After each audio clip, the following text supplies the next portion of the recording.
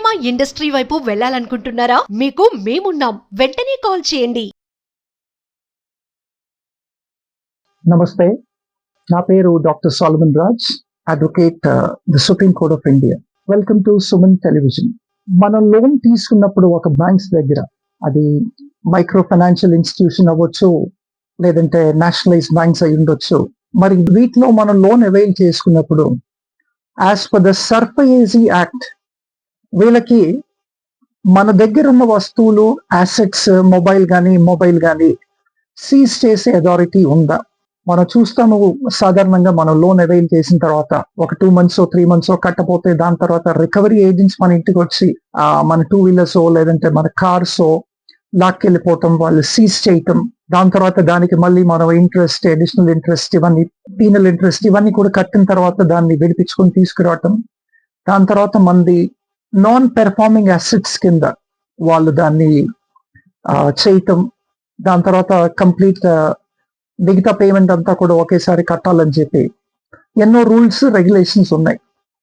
ఒక సాధారణ మానవుడు బ్యాంక్ దగ్గర లోన్ తీసుకున్నాక బ్యాంక్కి తన వస్తువులు ఏమేమి సీజ్ చేయడానికి రైట్ ఉంది, ఏది సీజ్ చేయగలదు, ఏది సీజ్ చేయలేదు అన్నది కనుక మనం చూసుకుంటే వీటిలో సుప్రీంకోర్టు ఎన్నో పర్యాయాలు చాలా క్లుప్తంగా చెప్పింది.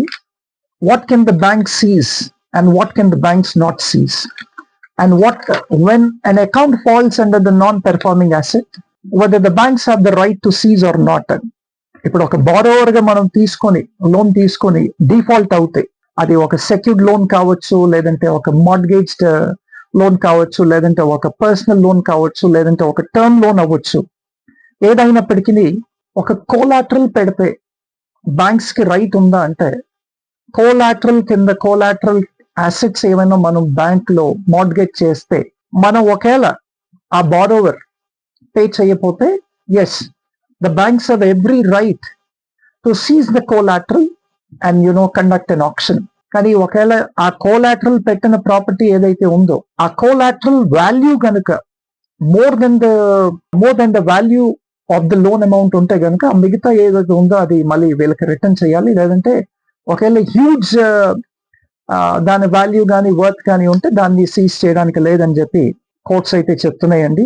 దాని తర్వాత ఎట్లాంటి అకౌంట్ సీజ్ చేయలేదు, ఒక బారోవర్ లోన్ అవైల్ చేసిన తర్వాత, బ్యాంక్స్ లోన్ డిస్పర్స్ చేసిన తర్వాత, in case of non repayment of the loans, in case of default of the loans, in case the bank puts it under the non performing assets, EPF, employees provident fund ని seize చేయడానికి లేదని చెప్పి supreme court వారు ఒక particular కేసులో ఖచ్చితంగా చెప్పారండి. The banks have no right at all.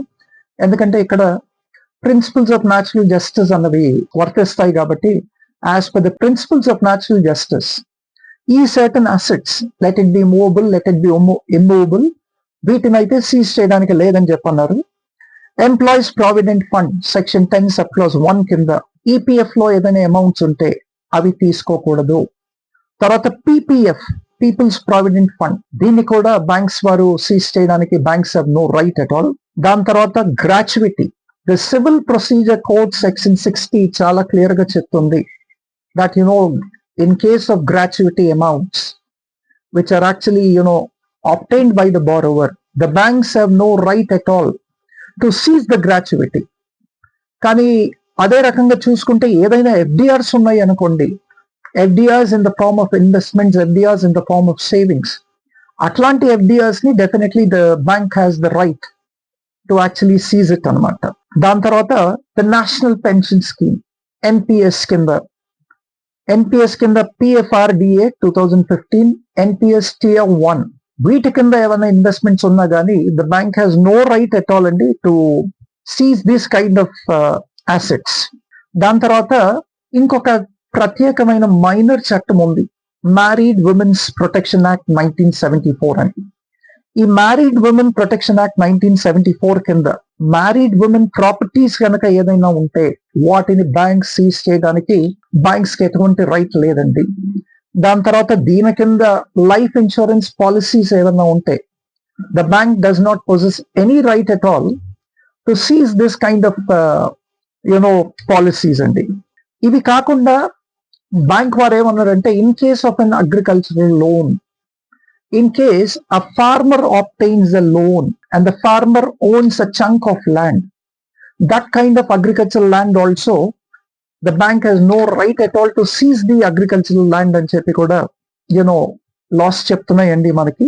అదే కాకుండా మన essential personal apparel or personal wear, ఒకవేళ ఈ బారోవర్ డిఫాల్ట్ అవుతే ఆయన సొంత వేసుకునే బట్టలు గనక, ఎక్స్పెన్సివ్ అపారల్ కానీ, ఎక్స్పెన్సివ్ రోబ్స్ కానీ, పర్సనల్ వేర్ కానీ, లైక్ కుకింగ్ వెజల్స్ కానీ, లేదంటే బెడ్స్ కానీ, మ్యాట్రసెస్ కానీ, expensive mattresses or expensive beds or expensive cots, whatever it is, I mean quite luxurious ayinappatiki, because these are considered to be as essential personal items, the bank does not have any right at all to seize these kind of assets also, though they are immovable assets.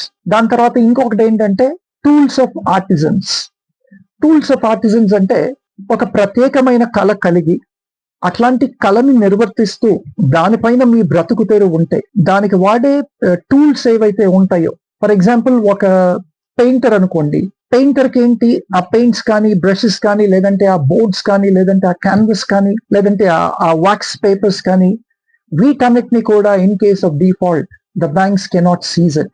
ఒకవేళ mechanic అనుకోండి, mechanic దగ్గర ఉన్న spanners కానీ, వ్రెంచెస్ కానీ, తర్వాత వేరే tools కానీ, ఇవన్నీ కూడా సీజ్ చేయడానికి లేదు, ఎందుకంటే these are giving livelihood to the borrower. కాబట్టి ఏదన్నా వేరే అసెట్స్ ఉంటే the banks can seize it, but they cannot seize any tools of artisans which are used as livelihood. So వీటిని కూడా the banks cannot seize in case of default of a borrower అండి.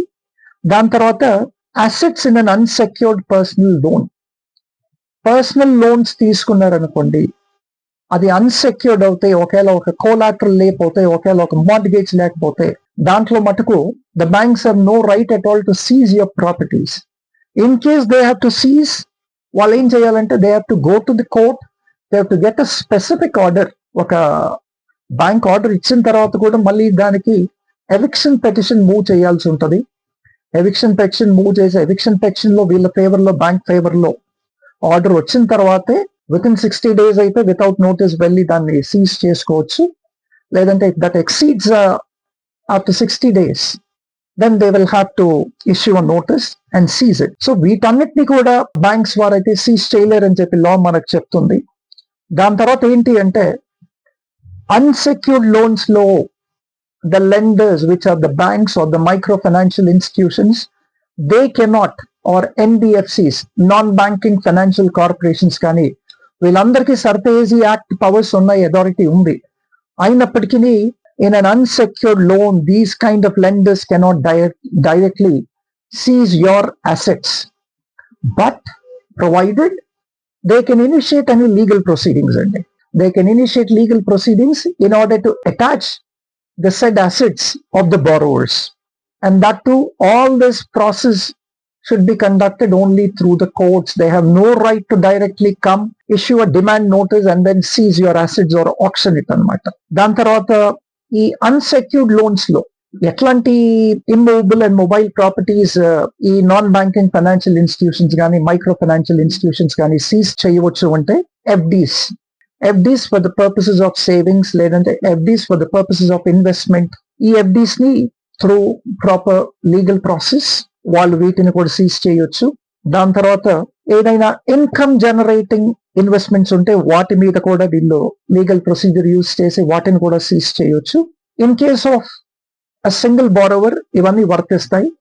దాంట్లో ఒక కో applicant loan లో ఉండి ఒక కో borrower ఉంటే ఆ కో బారోవర్ ప్రాపర్టీస్ ఏమైనా ఉంటే వాటిని కూడా సీజ్ చేయొచ్చు అని చెప్పి మనకి లాస్ అయితే క్లుప్తంగా చెప్తున్నాయండి. Thank you.